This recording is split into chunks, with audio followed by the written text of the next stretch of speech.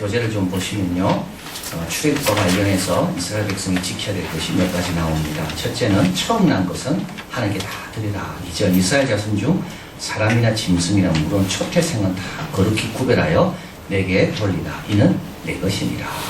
처음 난 것은 다 하나님께 돌려라. 그래서 여기서 이제 남자가 뿐만 아니라 여기서 이제 이스라엘 백성 자체가 다 하나님의 장자다.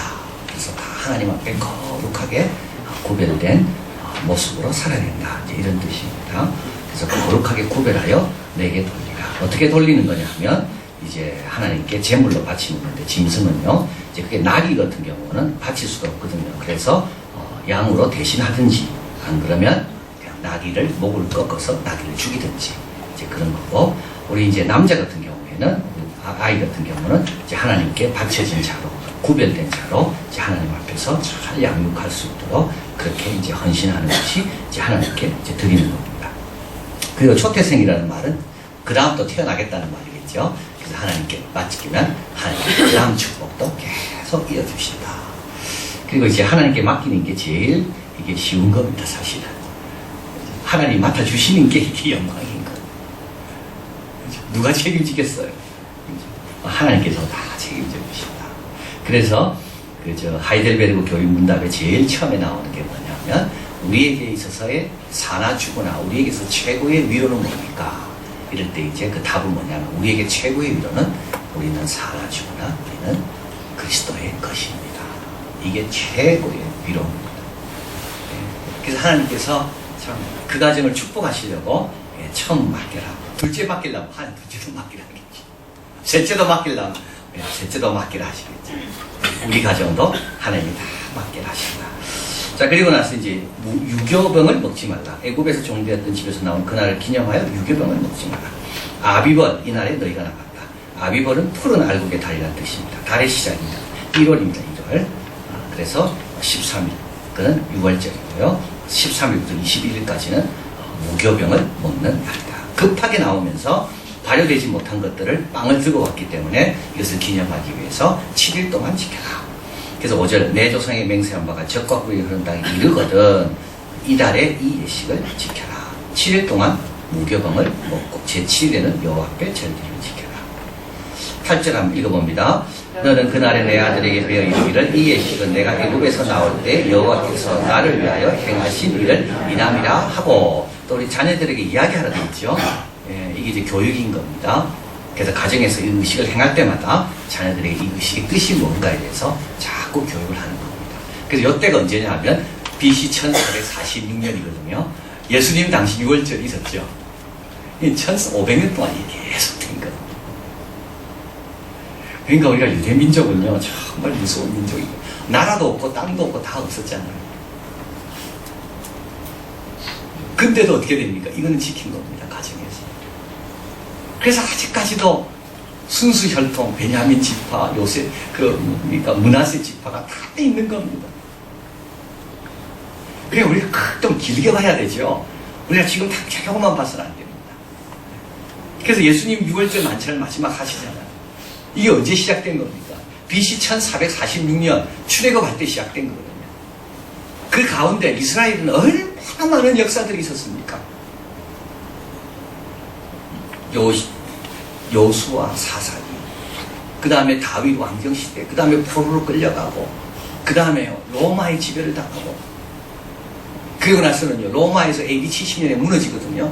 그리고 이스라엘 백성들은요, 디아스포라 다 흩어집니다. 언제까지 흩어진 거예요? 1947년입니까? 그때 2차 대전 이후에 나라를 회복할 때까지 그들은 다 흩어집니다. 그런데 지금도 6월절을 지키고 있습니다. 이날 하나님께서 하라는 대로 잘 지키는 거예요. 그리고 아이들에게 이야기를 하고 가정에서 이야기를 하고 그리고 이제 9절에 이것으로 내 손의 기호와 내 미간의 표를 삼아라. 이건 실제로 이렇게 뭘 새겨라 뜻이 아니라 늘 뭐 손에 새긴 것처럼 요 이마에 뭘 붙인 것처럼 그렇게 늘 기억하고 있으라는 뜻입니다. 그리고 연년에 기한이 이르면 이 규례를 지켜라. 그리고 다시 이제 첫 번째 것은 나의 것이라고 이야기하죠. 11절 너를 가나안 사람 땅에 인도하여 그 땅을 내게 주시거든 다 구별하여 여호와께 돌리라. 수컷은 여호와의 것이다. 나귀 새끼는 어린 양으로 대속해라. 아까 말씀드렸죠. 그렇게 아니하면 목을 꺾어라. 그러니까 어린 양으로 대속해서 어린 양을 바치든지 나귀 새끼가 나오면 안 그러면 그 나귀 새끼 목을 꺾어서 첫 번째 새끼는 하나님께 드려라. 네가 사용하지 마라. 이런 뜻입니다. 그리고 14절 읽어봅니다. 장래 내 아들이 내게 묻기를 이것이 어찌미냐 하거든 너는 그에게 이르기를 여호와께서 그의 손의 권능으로 우리를 애굽에서 종되었던 집에서 인도하여 내실 때 그때 어떻게 했다고요? 장자들은 다 죽었는데 우리는 죽지 않았다. 그것을 이야기하는 역시 마찬가지로 16절 이것으로 내 손의 기호와 내 미간의 표를 삼아라. 그리고 이제 출애굽을 제2적으로 기념해라 뜻입니다. 이야기와 예전의 결합이다. 예전은 왜 필요할까요? 기억을 돕는 수단입니다. 하나님을 경배하고 바라보는 창이 예배입니다. 그래서 모이기를 펴하는 어떤 사랑의 습관을 같이 하지 말고 왜냐하면 이걸 통해야지만이 그래도 우리가 하나님을 바라볼 수 있는 기회를 갖게 되기 때문입니다. 자 그리고 이제 오늘 본문이죠. 라암셋에서 출발해서 숫곳을 거쳐 이제 광야로 갑니다. 바로가 이 백성을 보내는 블레셋 사람 땅의 길은 가까울지라도 하나님이 그들을 그 길로 인도하지 아니했습니다. 벌써 이제 이스라엘 백성 불평이 나오겠죠. 아니 가까운 길을 놔두고 왜 저를 인도하시는가? 하나님의 인도를 받는 순간부터 이제 어떻게 됩니까? 이제 하나님과의 갈등이 시작됩니다. 왜냐하면 내 생각과 내 의지가 있거든요. 내 경험이 있거든요. 그래서 가까운 길은 저기 가까운 길입니다. 가나안 땅까지. 자기들 다 알고 있습니다. 저리 가면 블레셋이 나옵니다. 해안도로로 금방 올라가거든요. 근데 왜 하나님께서는 전부 다 생각했겠죠. 이제 라암셋에서 출발해가지고 어디로 간다고요? 저 길로 갈 거라고 생각한 겁니다. 근데 하나님 어떻게 하십니까? 다른 길로 돌아가십니다.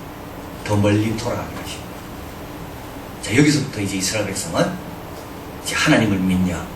보이지 않아도 아까 불렀던 찬송처럼 하나님을 완전히 신뢰하나? 그렇지 않나요? 이때부터 이제 마음이 서서 이스라엘 백성들이 불편해지기 시작합니다. 그래가지고 홍해 앞에 와서는요, 막 불평하죠. 그러다가 이제 홍해를 건넜습니다. 찬양하다가 그 다음에 또요, 물이 없으니까 또 막 불평하죠. 근데 여기도 시작인 겁니다. 여기서부터 이제 이스라엘 백성은 어떻게 됩니까? 조금 약간씩 이제 마음이 불편해지기 시작합니다. 하나님의 인도하실 때 우리 하나님은 정서적인 부분도 고려하신다. 이 말은 뭐죠? 그들을 인도하지. 왜냐하면 이 백성이 전쟁을 보면 뉘우쳐 애굽으로 돌아갈까 하셨습니다. 그래서 인간의 상황은 하나님의 결정에 영향을 줍니다. 나중에 좀 설명드립니다. 자, 19절이 아주 중요합니다. 한번 읽어볼까요? 모세가 요셉의 해골을 취하였으니 이는 요셉이 이스라엘 자손으로 단단히 맹세케 하여 이르기를 하나님이 필연 너희를 공부하시니 너희가 나의 해골을 여기서 가지고 나가라 하였음이었더라. 자, 요셉의 해골을 들고 나옵니다. 무슨 뜻일까요?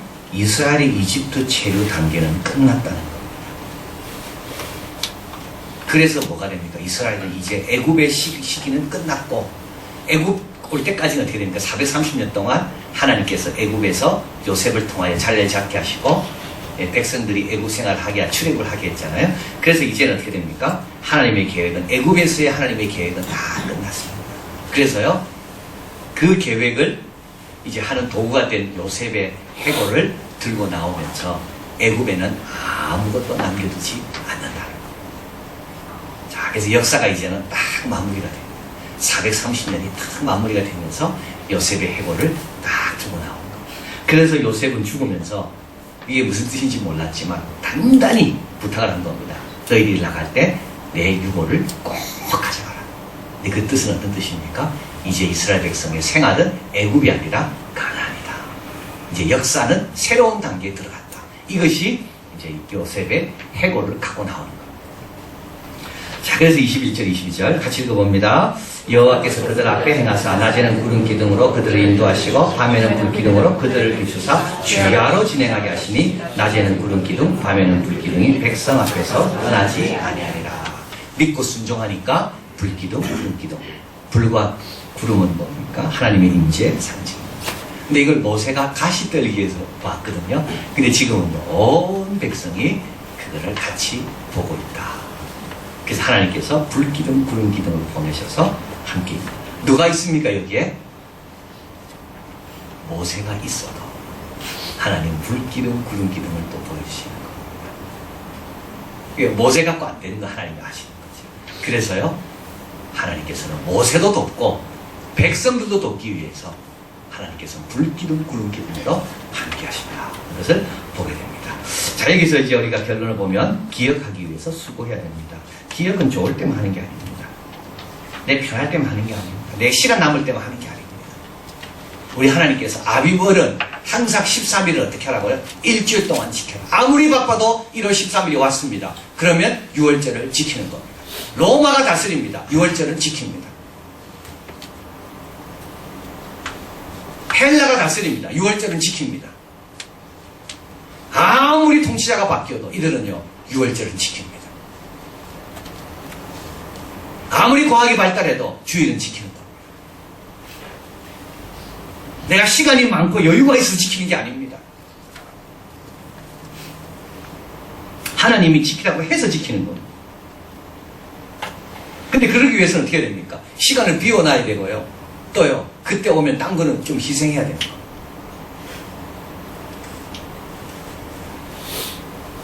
자, 그런데 이게 수고가 하나도 수고롭지 않습니다. 왜냐하면 뭘 기억한다고요? 종됐던 걸 기억해보면 종때는 얼마나 어려웠습니까? 그거에 비하면 이 6월절 지키는 건 아무것도 아닙니다.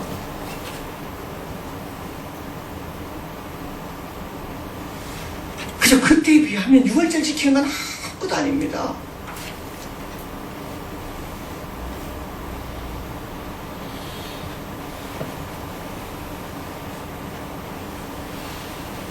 한번 아팠단 말이에요. 그러면요 아플 때는요 교회 가는 게 너무나도 그게 뭡니까? 쉬운 일입니다. 건강하면요 귀찮습니다. 사실은 교회 가는 게 어려운 게 하나도 아닙니다. 그런데도요 우리는요 마음이 없으니까 은혜를 잘 모르니까 그래서 종되었던 걸 기억하다 보면 이 시간 내가 나오는 거는 전혀 힘든 게 아닙니다.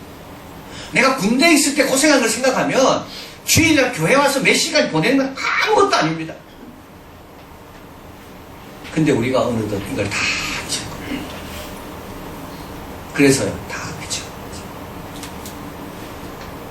그리고 또 하나님의 권능을 기억하면요 그날 10가지 재앙을 통해서 마지막은 장자를 죽이셨던 그 하나님의 권능을 생각하면 정신이 바짝 듭니다.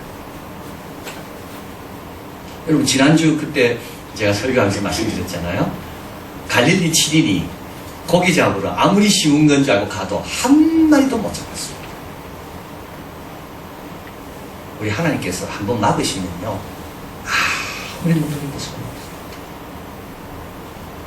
그러니까 빨리 순종하고 하나님께 하는 게 훨씬 지혜롭습니다.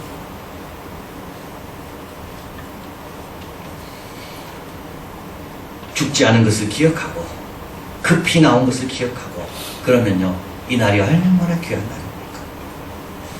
기억하기 위해서는 수고해야 되고 이 수고가 수고롭지 않으려면 하나님의 은혜를 기억하고 하나님의 권능을 기억하고 하나님을 두려워하고 여러분 이건 하나도 수고롭지 않습니다. 그 다음에 두 번째 하나님 인도는 우리 생각과 다릅니다. 하나님 우리는 빠른 길로 가길 원합니다. 그러나 하나님 우리 마음을 아십니다. 어떤가요? 두려운 일이 있으면 되돌아가는 걸 아십니다. 우리의 형편을 아십니다. 아직 싸울 준비가 안 됐습니다. 그래서 하나님은 우리에게 맞는 길로 인도하십니다. 우리에게 맞는 길로 인도하십니다.